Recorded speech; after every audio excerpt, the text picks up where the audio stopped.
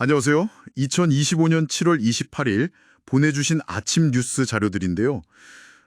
오늘 이 자료들 속에서 우리가 꼭 짚어봐야 할 핵심들 같이 한번 파헤쳐보죠.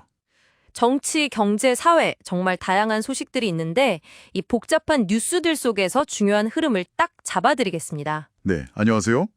지금 한국 사회의 주요 현안들이 어떻게 막 얽혀 돌아가는지, 그리고 이게 또 당신에게는 어떤 의미가 있을지, 그런 걸 좀 같이 보려고 합니다.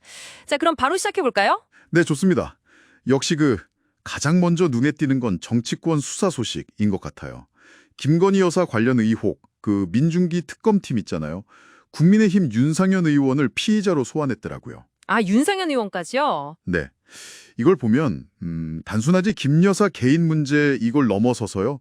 그 전 정부의 공천 개입 이런 문제로까지 수사가 커질 수 있겠다. 뭐 그런 가능성을 좀 보는 것 같습니다. 이야, 전 정부 핵심 인사까지 수사 선상에 오르면서 이렇게 파장이 점점 커지는 그런 모양새군요. 그렇죠.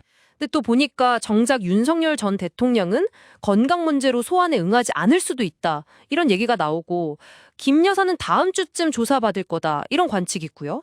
이건 좀 어떻게 봐야 할까요? 수사의 변수가 될 수도 있겠는데요. 네, 충분히 그럴 수 있죠. 아무래도 수사 대상자가 어떻게 나오느냐가 수사 속도나 뭐 방향에도 영향을 미치니까요. 근데 이게 다가 아니에요. 삼부 토건 주가 조작 의혹, 관련자들 구속 기간도 연장됐고요. 8월 5일까지로요.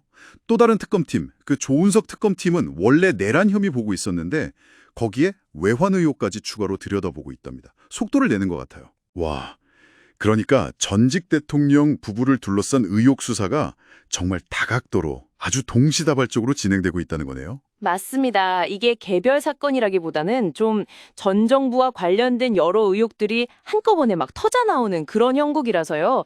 정치적으로는 부담이 계속 커질 수밖에 없는 상황이죠. 이렇게 정치권이 좀 시끄러운 와중에 우리 경제에 또 직접적인 영향을 줄 수 있는 아주 중요한 협상이 막바지라고요. 한미통상협상 말이죠. 아, 네, 그거요. 특히 조선업이 막판 변수다. 이 점이 좀 흥미롭던데요. 네, 시한이 이제 진짜 얼마 안 남았어요. 나흘 남았나요? 네, 나으려. 여기서 좀 볼만한 게 최근에 미국이랑 EU 관세 갈등 타결된 거랑은 좀 다르게 이번 한미 협상에서는 딱 특정 산업, 조선업 이게 쟁점이 됐다는 거예요. 만약에 이게 잘 안 풀리면 우리 제조업 전반에 충격이 올 수도 있으니까 이재명 대통령이 주말까지 비워놓고 협상 전략 짠다는 것도 뭐 이해는 됩니다. 국익 중심 실용 외교. 이걸 강조했으니까 어떤 결과가 나올지 지켜봐야겠네요. 그렇죠. 결과가 중요하죠. 근데 또 국내 경제 상황도 만만치가 않네요. 시중은행들 상반기에만 이자 이익으로 20조 원 넘게 벌었다고요. 사상 최대 실적이라고. 네, 20조 원 이상입니다. 와, 이게 뭐 시장 논리다 이런 설명도 있긴 하지만 대통령까지 나서서 이건 이자 장사 아니냐 이렇게 비판을 했고 금융당국이 또 긴급 간담회까지 소집했어요. 이거는 금융권에 대한 압박 신호 이렇게 봐야 할까요? 네, 그렇게 볼 여지가 충분히 있죠. 사실 뭐 기록적인 이익 뒤에는 고금리 때문에 서민들 부담이 커진 현실이 있으니까요. 이게 앞으로 금융권 규제 강화로 이어질지 좀 지켜봐야 할 것 같습니다. 규제 얘기가 나와서 말인데 부동산 시장도 좀 봐야 할 것 같아요. 6.17 대출 규제 있었잖아요. 수도권 주담대 한도 6억으로 묶었던 거. 그거 한 달 됐는데 그 이후로 서울 아파트값 상승세는 좀 꺾인 것 같긴 한데 이제는 또 정책 방향이 공급 확대로 가는 모습이에요. 네, 맞아요. 무게추가 좀 이동하는 거죠.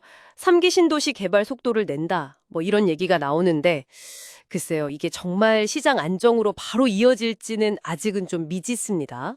아, 경제 문제도 복잡한데 당장 우리 밥상 물가, 식탁 물가에 영향을 줄 수 있는 소식도 있네요.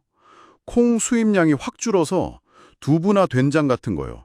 이런 필수 식자재 생산에 차질이 생길 수 있다고요? 네, 그게 좀 심각해요. 가을부터는 아예 공장이 멈출 수도 있다 이런 얘기까지 나오던데요. 네, 맞아요. 이게 정말 식량 안보 문제하고 바로 연결되는 거라 민감한 사안이죠. 이런 민생 문제도 있는데 정치 지형도 계속 바뀌고 있네요. 여당 전당대회에서는 차기 당권 주자들이 내란 세력과는 협치 안 된다 뭐 이런 데는 의견이 같은데 일기 내각 평가는 또 서로 다르더라고요. 네, 그런 이견이 있었죠. 반면에 국민의힘은 그 특정 유튜버 방송 출연 문제로 내부에서 좀 시끄럽고 또 단일화 얘기도 슬슬 나오는 것 같고요. 그리고 개혁신당은 이준석 의원이 압도적인 지지로 대표가 됐죠. 그러면서 AI 기반 선거 시스템 이런 걸 내세우면서 좀 발빠르게 움직이는 모습입니다. 네, 그렇군요. 마지막으로요. 이게 정말 점점 더 현실적인 위협인데 기후변화 문제입니다. 극한 호우 끝나니까 바로 폭염이고 네, 정말 심각하죠. 산사태나 물 부족 같은 복합 재난이 이제 뭐 일상이 돼버리는 것 같아요. 어제 서울 체감온도가 31도였는데 오늘은 37도까지 올라간다고 하죠. 네, 맞습니다. 이미 전문가들이 계속 경고했던 그런 일들이 현실이 되고 있는 겁니다. 기후 변화가 이제 더 이상 미래의 문제가 아니라 당장 우리의 안전, 생존을 위협하는 아주 시급한 과제가 된 거죠. 오늘 쭉 살펴보니까 정말 정치적으로 격변기인데 경제 문제 해결해야 하고 민생도 챙겨야 하고 또 기후위기 대응까지 여러 과제들이 아주 복잡하게 얽혀 돌아가고 있네요. 네, 그렇습니다. 정말 이렇게 다양한 이슈들이 동시다발적으로 막 쏟아지고 있는데요. 이 복잡한 정보들 속에서 핵심을 놓치지 않고 또 당신만의 관점을 세우는 게 중요해 보입니다. 맞아요. 정말 쏟아지는 소식 속에서 나에게 진짜 중요한 의미가 뭔지 그걸 판단하는 능력이 어느 때보다 필요한 시점인 것 같습니다. 네, 오늘 저희가 함께 짚어본 여러 뉴스들 중에서요. 당신의 일상이나 혹은 미래에 가장 큰 영향을 미칠 것 같다 이렇게 생각되는 이슈는 무엇인가요? 그리고 또 그 이유는 뭘지 잠시 한번 생각해 보시는 건 어떨까 싶네요.